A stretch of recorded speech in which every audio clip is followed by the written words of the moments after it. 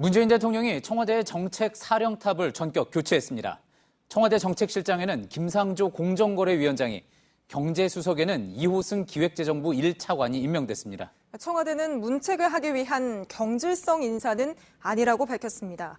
하지만 정책실장과 경제수석을 지금 이 시점에 동시에 교체한 것에는 분명한 메시지가 있어 보입니다. 먼저 심수미 기자입니다.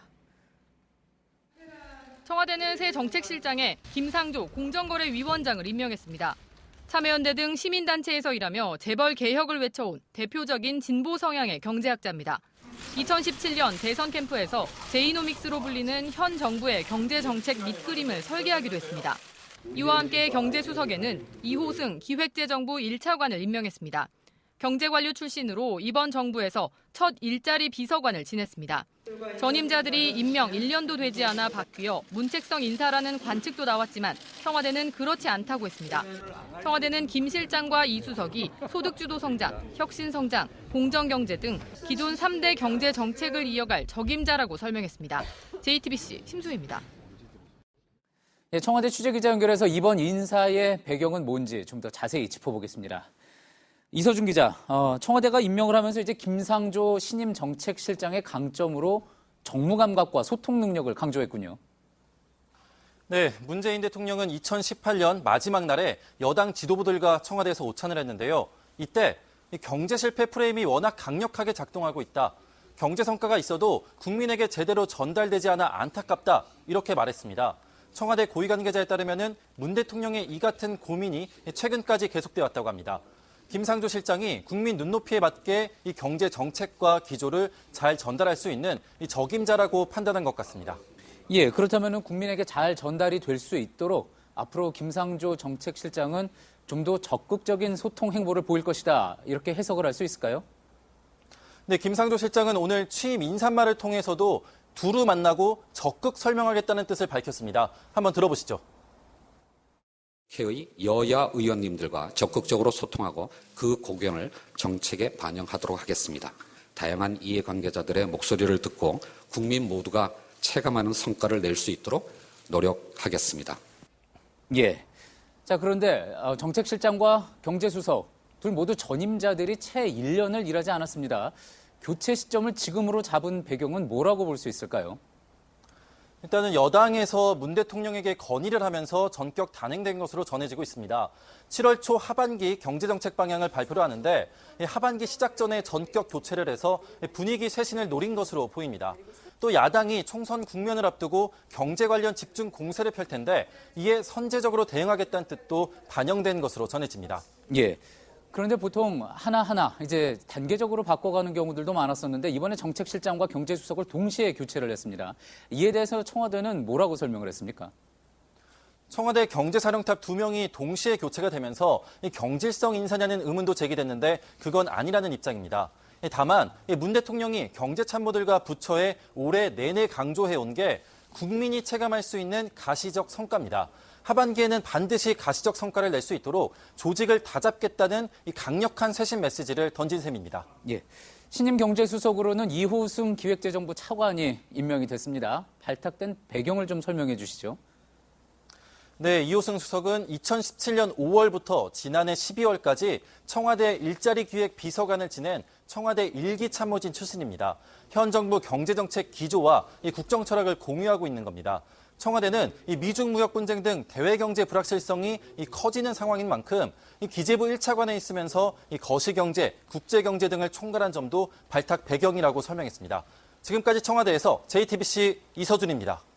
예, 김상조 실장과 이호승 수석 둘 다 현 정부 초기부터 경제팀 내에서 핵심적인 역할을 해왔습니다. 그래서 큰 방향의 개혁 기조에는 변화가 없을 거라는 관측이 나옵니다. 하지만 꺼지는 경기를 끌어올려야 하는 당장 급한 과제도 있기 때문에 재정을 늘려 위기에 대응하는 데에도 집중할 걸로 보입니다. 성화선 기자입니다. 청와대 새 경제팀이 맞닥뜨린 급한 불은 어두워지는 경기 지표입니다.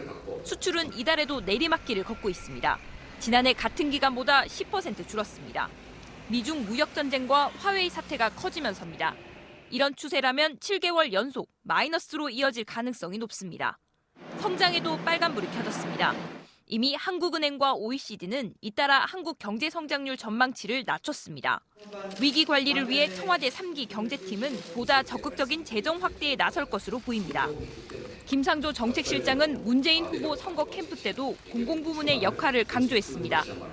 경제정책통인 이호승 경제수석을 발탁한 것도 경기 대응에 적극적으로 나서기 위한 포석으로 보입니다. 다음 달 정부는 하반기 경제정책 방향을 발표합니다. 새 청와대 경제팀의 밑그림을 가늠할 수 있는 첫 번째 무대입니다. 공정경제 같은 기존 정책 방향을 유지하면서도 공공부문 투자를 늘리는 등 재정 확대에 속도를 낼 가능성이 큽니다. JTBC 성화선입니다. 알겠습니다.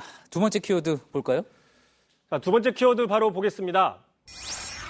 김상조의 노래로 말해요.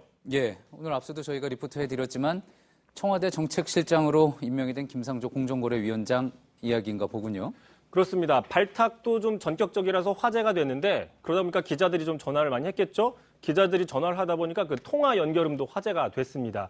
평소 이 김상조 정책실장은 통화 연결음으로 한 4대를 한 번씩 바꾸면서 그 메시지를 전달하는 걸 유명을 한데 오늘 바로 통화 연결음을 바꾼 겁니다. 제가 직접 통화를 해봤는데 들어보시죠. 예.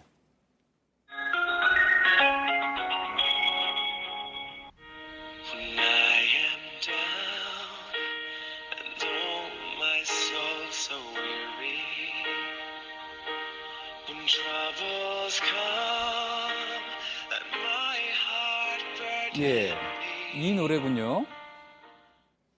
예, 많은 시청자분들이 또 익숙하게 느끼실 텐데 You Raise Me Up이라는 노래잖아요. 가수가 누군지는 잘 모르겠고요. 아마 뭐 리메이크가 된 그런 노래 같습니다. 웨스트라이프라는 가수입니다. 예. 일단 이거에 대한 화제가 되자 청와대에 오늘 인사를 가서 김상조 신임 정책실장이 직접 설명을 했습니다. 이렇게 얘기를 했습니다.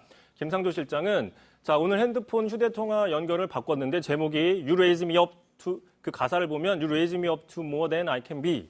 자, 의역을 하면 당신이 저를 일으켜 세울 때 저 혼자의 모습보다는 더 강해질 거다. 여기서 You는 국민들입니다. 라고 얘기를 했습니다. 그러면서 저는 국민의 격려와 지원을 받아야만 간신히 일어설 수 있는 아주 미약한 사람이니 앞으로 좀 많은 조언을 부탁합니다. 라고 이야기를 했습니다. 예, 본인이 직접 이렇게 설명을 한 거군요. 자, 그런데 앞서서 이제 석 달에 한 번씩 통화 연결음을 바꿨다고 했잖아요. 그러면 그때마다도 각각 그 바꾼 의미가 있었던 겁니까? 그렇습니다. 그래서 좀 화제들이 됐는데 뭐 대표적으로 좀 기사들을 보시면 취임 1년 이후에는 알 스튜어트라는 가수의 베르사유 궁전이라는 노래를 바꿨습니다. 이 노래가 보통 그 혁명의 공허함을 뭐 주제로 삼은 노래라고 했는데 공정위원회가 대기업을 향해서 혁명하지 않겠다라는 의미로 해석을 했습니다. 예. 또 그 다음에 또 소통과 경청을 강조하면서 유명한 노래죠. 사이먼 앤 가펑클의 더 사운드 오브 사일런스를 얘기를 했었고 또 장하성 전 정책실장이 지난해 연말 경질을 될 때 당신을 잊지 않겠다는 의미의 그 락그룹이죠. 비지스의 노래를 또 바꾼 적도 있었습니다. 자, 이렇게 김상조 실장은 자주 노래를 바꾸면서 메시지를 전달하는데 반대로 몇 년째 한 곡만 쓰고 있는 사람이 있습니다. 바로 자, 이정현 무소속 의원인데요. 자, 이정현 무소속 의원 같은 경우에는 몇 년째 거위의 꿈이라는 노래를 계속 컬러링으로 쓰고 있습니다. 특히 그 이 노래가 나왔던 예상치도 않게 이 노래가 잡혔던 장면이 하나 있는데 직접 한번 보시죠. 예. 누가 하더라도 다 그 수준이거든요. 정부에 완전히 반대한 사람은 있을 수가 없어요. 그럼요. 예, 그 김종은 내정자는 어떻게 좀 얘기를 해보셨나요? 아직 못하셨죠? 아, 예. 그러니까 저 녹취에서 이정현 홍보수석에게 전화를 하는 그런 장면이 포착이 그 장면이었고 그래서 생각난 김에 오늘 확인을 해봤더니 여전히 거위의 꿈을 쓰고 있었습니다. 아, 현재도요. 알겠습니다. 잘 들었습니다. 비하인드 뉴스 이성대 기자였습니다.